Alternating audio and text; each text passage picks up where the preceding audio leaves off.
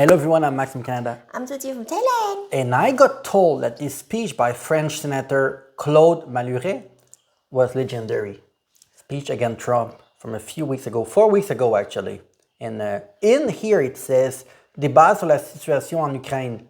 Debate about the situation in Ukraine. And then it says, on a vu un changement incroyablement inquiétant et profond de la diplomatie américaine, said the Prime Minister. So we have seen a worrying change that affect the diplomacy from America, the diplomacy. So basically they're saying that America is turning into like a authoritarian fascist right wing, like very deep rooted. So he's making a speech. I guess he's going to plead to the Europe to like stand up, I guess.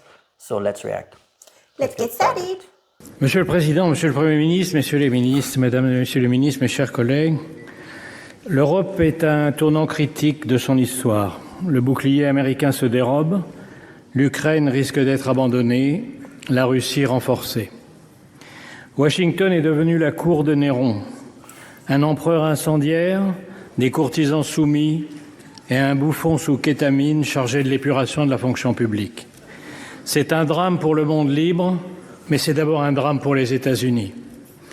Le message de Trump est que rien ne sert d'être son allié puisqu'il ne vous défendra pas, qu'il vous imposera plus de droits de douane qu'à ses ennemis et vous menacera de s'emparer de vos territoires tout en soutenant les dictatures qui vous envahissent.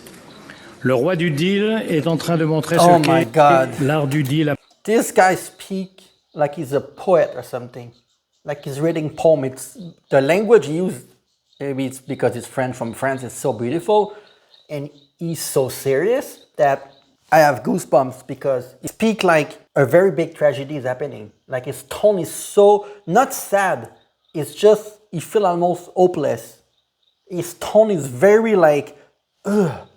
It's like if you understand what he's saying, it's so tense. It's so intense. À plat ventre. Il pense qu'il va intimider la Chine en se couchant devant Poutine, mais Xi Jinping, devant un tel naufrage, est sans doute en train d'accélérer les préparatifs de l'invasion de Taïwan. Jamais dans l'histoire, un président des États-Unis n'a capitulé devant l'ennemi. Jamais aucun n'a soutenu un agresseur contre un allié. Jamais aucun n'a piétiné la Constitution américaine, pris autant de décrets illégaux, révoqué les juges qui pourraient l'en empêcher, limogé d'un coup l'état-major militaire, affaibli tous les contre-pouvoirs et pris le contrôle des réseaux sociaux. Ce n'est pas une dérive illibérale, c'est un début de confiscation de la démocratie. Rappelons-nous qu'il n'a fallu qu'1 mois, 3 semaines et 2 jours pour mettre à bas la République de Weimar et sa Constitution. J'ai confiance dans la solidité de la démocratie américaine et le pays proteste déjà. Mais en 1 mois, Trump a fait plus de mal à l'Amérique qu'en 4 ans de sa dernière présidence. Nous étions en guerre contre un... Well, this is because Trump, when he was president the first term, right, he didn't have full control. And there's a lot of things that he wanted to do that he didn't do. And he got critiqued by that. So this time, because he knows that it's going to be, he cannot be 3-time president, only he can be elected twice, he's going completely all out. And he has the backing from Elon Musk, and others. And I don't know why. His son-in-law? Trump's son-in-law now? Well, at this point, they are sleeping together. I mean, no. What I'm gonna say is that Trump is going all out, and he will even try to get elected a 3rd time. He will try to go against the democracy. I'm confused in America why a lot of right-wingers, they don't see this. People that love him, they don't see what this guy is saying. They don't understand. The Democratic Party is also doing nothing, which is annoying. But the Democratic Party is also right-leaning. So it's not for their best interest to go against Trump because they get the same donor that donate to Trump donate to the Democratic Party. So, yeah.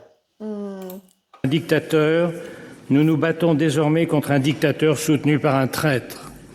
Il y a 8 jours, au moment même où Trump passait la main dans le dos de Macron à la Maison-Blanche, les États-Unis votaient à l'ONU avec la Russie et la Corée du Nord contre les Européens réclamant le départ des troupes russes. 2 jours plus tard, dans le bureau ovale, le planqué du service militaire donnait des leçons de morale et de stratégie au héros de guerre Zelensky avant de le congédier comme un palefrenier en lui ordonnant de se soumettre ou de se démettre.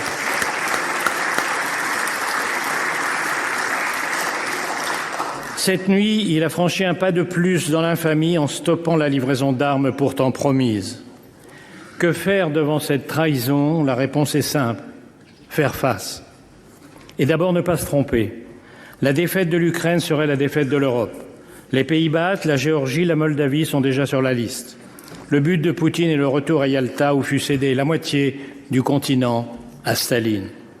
Les pays du Sud attendent l'issue du conflit pour décider s'ils doivent continuer à respecter l'Europe ou s'ils sont désormais libres de la piétiner. Ce que veut Poutine... Wait, but because Trump basically, like there was a war in Ukraine, right? And Trump said before, he said, if you elect me, I'm going to stop the war, I'm going to stand up to Putin. And now that he got elected, basically he gave Putin what he wanted. And they stopped arming Ukraine. So now Ukraine, they all done for so long, right? Because they were receiving backing from Europe and from America. Now it's Europe that need to do all the work because America is basically done and said to Putin, well, do whatever you want. So now Putin is doing whatever he wants, and then after that, he's going to go after other countries that are not part of NATO, like Moldova and other countries. Because that's Putin's goal is, he used to, when it was the USSR, they used to have more country, and now he wants to get back and get more country. Why he need more country? He cannot even take care of his own citizen right now. I know, but the thing is that, you like Alexander the Great, right? He conquered he was trying to conquer everything, right? Do you think that he had a good intention? But now it's not back in the day. Now, like, the war is supposed to be about, like, economy thing like that, how to make your people not suffer with blood like that, you know, but, like, why you need to go to war, like, invest in a lot of weapons to fight humanity? Why don't you try just to fight for your own country now? Like, a lot of, like, the citizen, even your own citizen, they even leave the country because they don't want to be in the military anymore. Yeah, but that's the thing. The people that fight in those wars are poor young men from Russia, from Ukraine, not rich people. If it was rich people with a big expensive suit that went to war, they would not go to war. It's easy to send people that are easily disposable to war, people that are poor. So. C'est la fin de l'ordre mis en place par les États-Unis et leurs alliés il y a 80 ans. See, in the night of the 3 to 4 of March, Trump decided to suspend the military aid to Ukraine. So no more weapons sent to Ukraine to help them fight against Russia. So now it's left to Europe to stand up and defend Ukraine. Because if they don't do it, they will look very weak. They have to do it at the same time. Avec comme premier principe l'interdiction d'acquérir des territoires par la force. Cette idée est à la source même de l'ONU, où aujourd'hui les Américains votent en faveur de l'agresseur et contre l'agressé, parce que la vision trumpienne coïncide avec celle de Poutine. Un retour aux sphères d'influence, les grandes puissances dictant le sort des petits pays. À moi, le Groenland, le Panama et le Canada. Okay. À toi, l'Ukraine, les pays baltes et l'Europe de l'Est. À lui, Taïwan et la mer de Chine. All of that talk about Canada, Trump wants Canada to become a state of the US, or he wants to take Greenland from Denmark. All of that is a diversion, because when people talk about these topics, they talk about Canada, they talk about Greenland, they talk about Taiwan. It diverts people from other topics that Trump is doing. He's trying to divert people into talking about Greenland while he's doing other things, and he hopes that people will not talk about those things. It's like he's diverting attention. He's master at that. Was it the Greenland? It was a topic when he was a president before? It wasn't him that wanted to take it. Yeah, it was in the past. And he even made a funny video about that. But now he's apparently more serious. And even his vice president was in Greenland the other day talking. It's not an happen, but it's a diversion so that you don't talk about other things that he's doing. He's diverting. 80% of what he's saying, he doesn't really mean it, but he wants you to focus about that. So you can do other things on the side. It's like a diversion. On appelle cela dans les soirées des oligarques du golfe de Mar-a-Lago le réalisme diplomatique. Nous sommes donc seuls. Mais le discours selon lequel on ne peut résister à Poutine est faux. Contrairement à la propagande du Kremlin, la Russie va mal. En 3 ans, la soi-disant deuxième armée du monde n'a réussi à grappiller que des miettes d'un pays 3 fois moins peuplé. Les taux d'intérêt à 25%, l'effondrement des réserves de devises et d'or, l'écroulement démographique montrent qu'elle est au bord du gouffre. What you said earlier, Russian citizens are not doing well. And they have not even made progress in Ukraine that much because of the help from the US and from Europe. Now it's Europe to stand up, but I don't know when Putin is going to stop. In Russia, you're not, like the elections are kind of rigged, which means that like Putin is going to win no matter what, and he can win forever. And people that are against Putin, they suddenly disappear. So the people in Russia, you hear only from the one that like Putin, because the one that don't like Putin, they're not really allowed to say it. So it gives the impression that people like Putin more than they do in reality, because they are not allowed to talk if they don't. So Le coup de pouce américain à Poutine est la plus grande erreur stratégique jamais commise lors d'une guerre. Le choc est violent, mais il a une vertu. Les Européens sortent du déni. Ils ont compris en un jour à Munich que la survie de l'Ukraine et l'avenir de l'Europe sont entre leurs mains et qu'ils ont 3 impératifs. Accélérer l'aide militaire à l'Ukraine pour compenser le lâchage américain, pour qu'elle tienne, et bien sûr pour imposer sa présence et celle de l'Europe dans toute négociation. Cela coûtera cher. Il faudra en terminer avec le tabou de l'utilisation des avoirs russes gelés. Il faudra contourner les complices de Moscou à l'intérieur même de l'Europe par une coalition des seuls pays volontaires, avec bien sûr le Royaume-Uni. En second lieu, exiger que tout accord soit accompagné du retour des enfants kidnappés, des prisonniers et de garanties de sécurité absolue. Après Budapest, la Géorgie et Minsk, nous savons ce que valent les accords avec Poutine. Ces garanties passent par une force militaire suffisante pour empêcher une nouvelle invasion.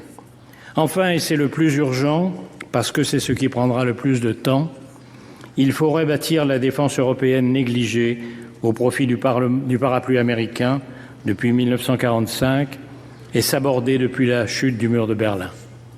C'est une tâche herculéenne, mais c'est sur sa réussite ou son échec que seront jugés dans les livres d'histoire les dirigeants de l'Europe démocratique d'aujourd'hui.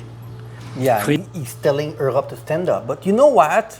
And it might be controversial. I've always said that Ukraine, it's Europe that should always been there since the beginning to stand up the most. I don't even think that America should have sent any aid to Ukraine, because we know it was going to be ending like this. To me, it was always Europe. Ukraine is in Europe. It was Europe's responsibility since the beginning to stand up for Ukraine. And I don't think that they did that enough. America did, but America always playing both sides. So I'm happy that now finally they are standing up. And he said earlier, like that finally, like Europe is awakening to that. I hope it's going to work. It's been a few weeks, so I'm sure a lot happened since. Friedrich Merz vient de déclarer que l'Europe a besoin de sa propre alliance militaire. C'est reconnaître que la France avait raison depuis des décennies en plaidant pour une autonomie stratégique. Il reste à la construire. Il faudra investir... Yeah, he's talking about something that I heard the other day, is that he wanted to create what they call an European army, like where there would be soldiers from every country, and it would be called the European army that like defend against like things like this. So it's not a specific country that help a specific country. It's everyone invests into an European army, and the European army is like count as one. Is it gonna be dangerous? What do you mean? Do you know, like usually, right, when the war from outside, it finish and then they fight each other because of the power. Like Yeah, I back then, guess too. there's probably countries that will not like to be part of that deal, but those who do, I guess it's gonna be. I guess it could Or work. for example, like the country that economy is good, but then they need to like be the one who suffer to send the, to support Yeah. the military the most, thing like that. But I think how it works in NATO is that you only contribute a small percentage of how much money your country make. So it's like 2% per country or something. So some country give more because they make more. So they contribute more. But at the end, they try to contribute equally according to how much money the country has to invest to help. Massivement, renforcer le Fonds européen de défense hors des critères d'endettement de Maastricht, harmoniser les systèmes d'armes et de munitions, accélérer l'entrée dans l'Union de l'Ukraine, qui est aujourd'hui la première armée européenne, repenser la place et les conditions de la dissuasion nucléaire à partir des capacités françaises et britanniques, relancer les programmes de boucliers antimissiles et de satellites. Le plan annoncé hier par Ursula von der Leyen est un très bon point de départ. Et il faudra beaucoup plus. L'Europe ne redeviendra une puissance militaire qu'en redevenant une puissance industrielle. En un mot, il faudra appliquer le rapport Draghi, pour de bon. Mais le vrai réarmement de l'Europe, c'est son réarmement moral. Nous devons convaincre l'opinion face à la lassitude et à la peur de la guerre. et surtout face aux comparses de Poutine, l'extrême droite et l'extrême gauche. Ils ont encore plaidé hier à l'Assemblée nationale, Monsieur le Premier ministre, devant vous, contre l'unité européenne, contre la défense européenne. Ils disent vouloir la paix. Ce que ni eux ni Trump ne disent, c'est que leur paix, c'est la capitulation, la paix de la défaite, le remplacement de De Gaulle-Zelensky par un Pétain ukrainien à la botte de Poutine, la paix des collabos qui ont refusé depuis 3 ans toute aide aux Ukrainiens. Est-ce la fin de l'Alliance atlantique? Le risque est grand, mais depuis quelques jours, l'humiliation publique de Zelensky et toutes les décisions folles prises depuis 1 mois ont fini par faire réagir les Américains. Les sondages sont en chute, les élus républicains sont accueillis par des foules hostiles dans leurs circonscriptions, même Fox News devient critique. Les Trumpistes ne sont plus en majesté, ils contrôlent l'exécutif, le Parlement, la Cour suprême et les réseaux sociaux, mais dans l'histoire américaine, les partisans de la liberté l'ont toujours emporté. Yeah, it's basically. Let's finish. Ils commencent à relever la tête. Le sort de l'Ukraine se joue dans les tranchées, mais il dépend aussi de ceux qui, aux États-Unis, veulent défendre la démocratie et ici de notre capacité à unir les Européens, à trouver les moyens de leur défense commune et à refaire de l'Europe la puissance qu'elle fut un jour dans l'histoire et qu'elle hésite à redevenir. Nos parents ont vaincu le fascisme et le communisme au prix de tous les sacrifices. La tâche de notre génération est de vaincre les totalitarismes du XXIe siècle. Vive l'Ukraine libre, vive l'Europe démocratique. Well, look, he's basically saying that Europe has been weak for too long, and now it's time to stand up. And he announced everything that he wants to change, like that they need to do immediately. And he also said that in America, when Trump go to like everywhere that they go, the Republican now, there's a lot of, even within their own party, there's people like complaining about what Trump is doing, what Elon Musk is doing. But to be honest, I'm not optimistic as much as him about in America. In America, there's 40% of the population, maybe even 50%, that are extremely loyal to Trump. No matter what he do, they will follow him until the end of time. That's quite a lot. Yeah, because like people don't trust Fox News. So when he says in the video, he said, well, yeah, even in Fox News, they are critical. They were critical for a few days, but people prefer watching their information on YouTube, on Facebook.